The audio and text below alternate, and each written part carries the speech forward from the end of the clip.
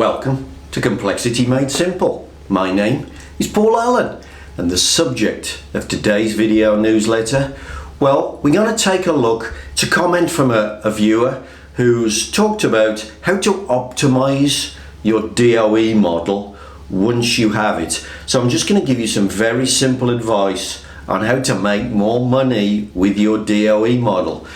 Now, just before we get into the subject, just a reminder, my latest book is out. So I've just released this in the last couple of days. It's Statistical Process Control for Small Batch Production.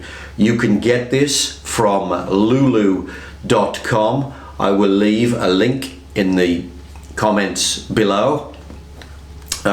This video is all about DOE, so if you have an interest in DOE and you want to learn more about my approach to design of experiments, well, here's my book on design of experiments for 21st century engineers. Please go and buy that if you find these videos nice and practical, because this is what this is about. This is about making money with a great statistical tool. And finally, if you're a green belt or a black belt and you want to make more money with the skills that you've learned, with the certificate that you've got on the wall, drink tea and read the paper. All three of these texts are available from lulu.com. It would be fabulous to receive your support. I can keep the videos coming. I've also got another book on FMEA, failure mode and effects analysis, that I'm working on. Be fantastic to receive your support though, so I can keep these sorts of things coming. So thank you very much, lulu.com. Now let's talk about the subject of today's video, which is how to optimize your DOE model. So this was a comment that someone has left on a video that I used to explain Minitab. So I've got some Minitab tutorials on my channel. So if Minitab is your software of choice and you want to see how to use the DOE function in Minitab, then there are some tutorials out there. And in particular, his comment was about the ability to take one of the factors and constrain it, make it a constraint. And he left me a comment and he said, what the hell does that mean, basically, in Minitab? So let's talk about what it would mean to constrain a variable. And this is in the optimizer function, all right? So when you go into Minitab, there is an optimizer function once you've got a model. And in the optimizer function, you have this ability to make one of your factors a constraint. Now, what this is about, it's about making the computer more intelligent, and it's about making more money, essentially. It's about instructing the computer how to make more money. So here's what's going on. In Minitab, you've created a model. So some target that you want to hit, so some Y target that you want to hit, you have factor number 1, factor number 2, factor number 3. And it's created this model. It might have interactions in. I'm just keeping it very simple, just to show you what this constraint actually means. Now there's your model and you're happy with it and you've got p-values and all the good statistical stuff that goes with it. And now what you'd like to do is you'd like to ask the computer, you'd like to ask the optimizer to hit a particular target. Now let's just keep this very, very simple. Let's just say these are just numbers. Each of these variables is a number between 1 and 10. Okay, so each of the variables, there is a dial and we can choose 1 to 10 on the dial. I would like the optimizer to hit 12. Okay, so I'm going to ask for a target my target value. Please, Mr. Computer, hit 12. Now at this point, the computer is stupid, okay, because it doesn't know what these three dials are. Now obviously, they wouldn't just be three numbers like this. This might be speed, temperature, angle, pressure, the amount of a certain material that you put into the process, all sorts of different types of variables. Now the computer doesn't know that.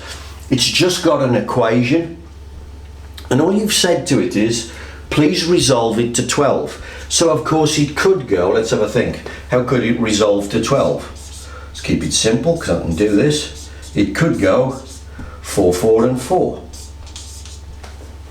equals 12. It could go 6, 2 and 4. It could go 3, 5 and 4. All of those resolve to 12. And so as far as the computer is concerned, it's answered your problem. You said resolve to 12. There you go, there's a choice. All right. But now let's think practically. Let's think real now, because in a real situation, these aren't just numbers. These are dials with money attached to them. So let's attach some money to them, and then we'll see which solution you would prefer for the computer to offer you. So let's assume that this is gold, this is silver, and the third one is sawdust. Okay, so you're mixing gold, silver and sawdust together, and you'd like the answer to come out to be 12. So I don't know, it could be the strength of the material maybe. You'd like the answer to be 12. Well, now that we know we've got gold, silver and dust, what would be the best resolution for this equation? Well, the best resolution, of course, would be, we want the gold to be at 1, we want the silver to be at 1, and we'd like the dust to be at 10. Now the computer doesn't know this. It doesn't know this cost. By the way, not unless you put a cost output sheet as part of your DOE. It's a sensible thing to do, by the way. 2 outputs on every DOE. One of them should be a cost sheet. And then you make the computer much more intelligent. You can tell it to keep the cost down and hit particular targets then. So you end up with 2 models. But we're assuming that we just got 1 model. So how would we get it to do this resolution?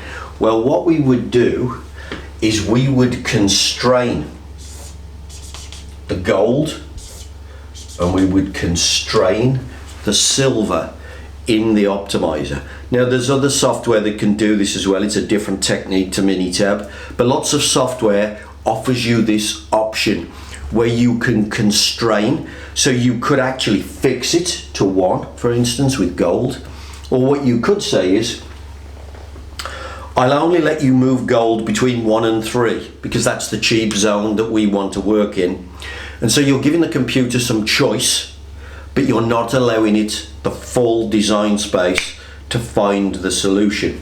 So we're constraining gold and silver, and we're forcing the computer to answer the problem with dust. Now that's what the constraint is for in Minitab. Okay, now that is about making more money with your experiments. That's what the experiments are about. People think the experiment is about finding the answer. Usually in most situations, if I go into a company, I can find the answer to their problem without a designed experiment. The only problem is, have I found an expensive way to answer their problem? That's what the DOE tells me. It tells me what is the cheapest way to answer the problem. It isn't just about solving a problem. So you've got to be much more intelligent with the use of your DOE models to make more money, because that's what this is about. Let's get the use of the constraint. Think properly and clearly about what your equation is telling you. think where the options are, where the cheap options are, where the expensive options are. Put some constraints into your software optimizer, and then you'll make more money.